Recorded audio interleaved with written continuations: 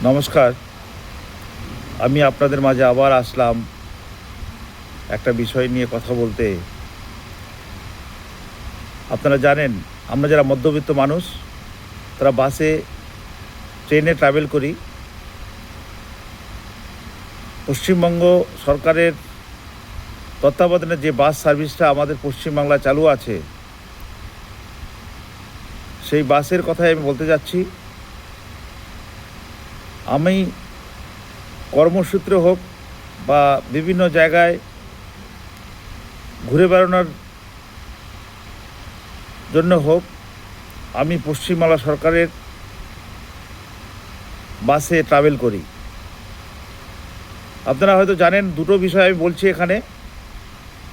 বাসের যে অবস্থা, মূলত বাসের মেনটেনেন্স অবস্থা খুব খারাপ। বিভিন্ন রকমের বাস কোনো সিটের মধ্যে বসার মতো উপযুক্ত নয়। সিট নড়ছে, সিট কাটা আছে, জানলা বন্ধ হচ্ছে না, বৃষ্টির সময় জল ঢুকছে এবং খটখট খটখট আওয়াজ। মানে বাসের যে মেনটেনেন্স করা দরকার সেটা সেইভাবে ঠিকমতো করছে না। যে গভর্নমেন্টের তরফ থেকে যে সমস্ত আধিকারিক এবং যে সমস্ত অফিসারবর্গ আছেন, তারা কোথায় কিভাবে কি অবস্থায় বাসের মেনটেনেন্স অবজারভেশন করছেন আমার মানে জানা নেই। ওরা অবজারভেশন করছে কি করছে না, মেনটেনেন্স করতে হয় কি করতে হয় না, আমি এটা জানি না। কি অবস্থা হাল করেছে বাসগুলোর। আপনারা আমার সাথে হয়তো একমত হবেন, যে সমস্ত বাস ধর্মতলা থেকে বিভিন্ন রুটের মধ্যে চলাচল করে, সেই বাসগুলোর কি অবস্থা হয়েছে।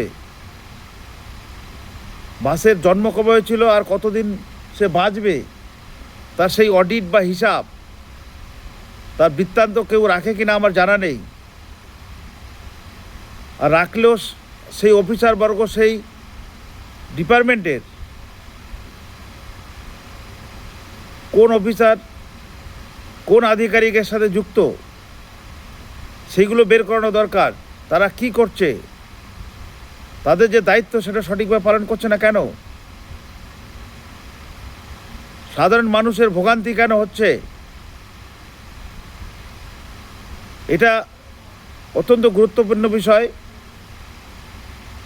এটা ভাবা দরকার। নতুন সরকার এসছে, নতুনভাবে ওরা সব কিছু সাজাচ্ছে, কিন্তু সরকারের উপর সব চাপিয়ে দিচ্ছি বা সরকার সব করে দেবে, একটু সময় লাগবে। কিন্তু আমার বক্তব্য হচ্ছে, যে সমস্ত আধিকারিক, যে সমস্ত অফিসারবর্গ, যে সমস্ত ভিজিলেন্স টিম, যে সমস্ত মেনটেনেন্স কর্মচারী, তাদের ভূমিকাটা কি, তারা কি করছে। তারা মাসের পর মাস মাইনা পেয়ে যাচ্ছে, আর তাদের যেটা দায়িত্ব কর্তব্য, যে কাজগুলো করা দরকার, সেইগুলো তো ওরা করছে না। আমাদের মতো সাধারণ মানুষ যারা ট্রাভেল করি বাসে, তাদের খুব অসুবিধা হয়। শুধু আমি নই, আপনারা হয়তো আমার সাথে অনেক একমত হবেন। এই একটা বিষয়। আর একটা বিষয় হচ্ছে বাসের টাইমিং। বাসের কোনো টাইমিং নেই, যেখানে সেখানে বাস দাঁড়িয়ে যাচ্ছে, যেখানে সেখানে বাস দাঁড়িয়ে সে মাল তুলছে। এইগুলো কেন? প্রশাসনের দায়িত্বটা এখন আমি বলছি না, কিন্তু আসল দায়িত্বে যারা আছেন তাদের কেন সেটা খেয়াল রাখবে না। এটা অত্যন্ত জরুরি বিষয়। আমাদের মতো মানুষরা যারা নাকি সরকারি বাসে ট্রাভেল করে, আমরা রীতিমতো টিকিট কেটে আমরা যাতায়াত করি।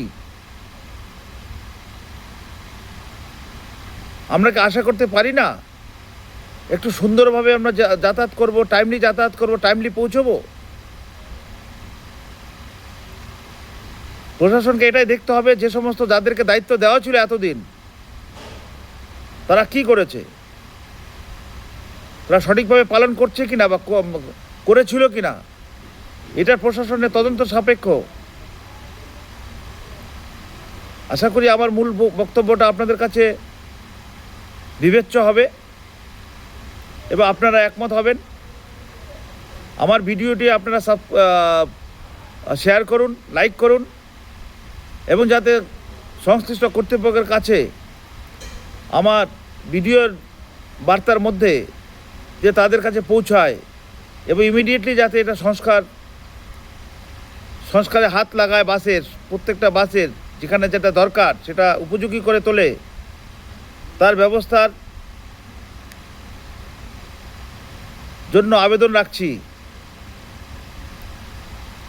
আর আমার মতো সাধারণ মানুষ যারা ভুক্তভোগী, তারা এই ভিডিওটি অত্যন্ত লাইক করুন, শেয়ার করুন, বিভিন্ন জায়গায় বন্ধু বান্ধব সকলের কাছে শেয়ার করে দিন, যাতে আমাদের মতো সাধারণ মানুষ বাসের মধ্যে সুন্দর করে ট্রাভেল করার সুযোগ পায়। এই আশা এবং প্রত্যাশা রেখে আপনাদেরকে অভিনন্দন এবং এগেইন নমস্কার জানিয়ে আমার এই ভিডিও বার্তাটি শেষ করলাম।